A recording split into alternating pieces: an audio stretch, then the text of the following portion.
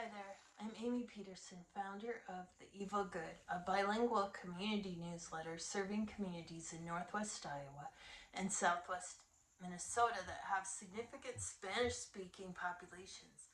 And yes, I'm doing this on one good foot. So let's talk about commitment. For 4 years up to this point, I've shown up. Spanish language mass, the Feast of Our Lady of Guadalupe, soccer leagues, English tutoring with kids and adults alike. I wanted to understand this community, not just assume I did. What I learned surprised me. Spanish-speaking residents don't just want news in their language, they want to understand English better. They want to make connections with their English-speaking neighbors, and they want to belong to the same community because they already do.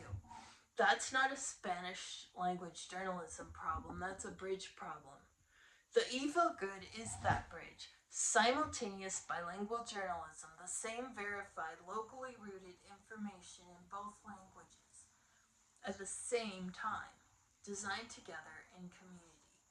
An ever-growing list of readers and subscribers, a 17% open rate, zero marketing budget. Every one of our readers and subscribers chooses to be here.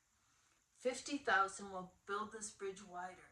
A contracted bilingual correspondent, ESL workshops that generate earned revenue, and a replicable model for rural communities nationwide.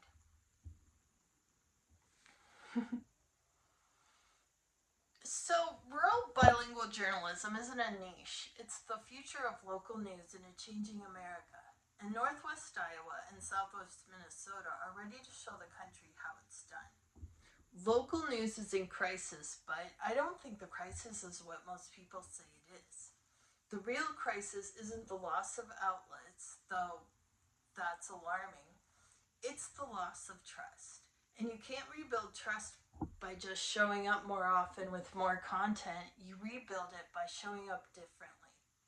I've spent the last 4 years learning through the Joyce Foundation, through border reporting in El Paso and Ciudad Juarez, through sitting in community celebrations, soccer leagues, and gatherings. And I found out that people aren't actually tuned out. They're hungry.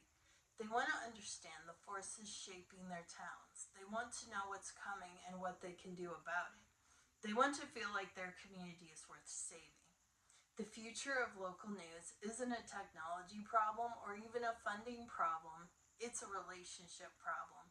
Journalism has to earn its place back at the table, not by being neutral, but by being trustworthy.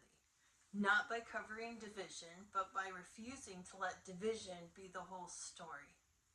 In a country that feels like it's pulling apart, the most radical thing a journalist can do is build a bridge and show people that we're already standing on the same ground. Thank you very much.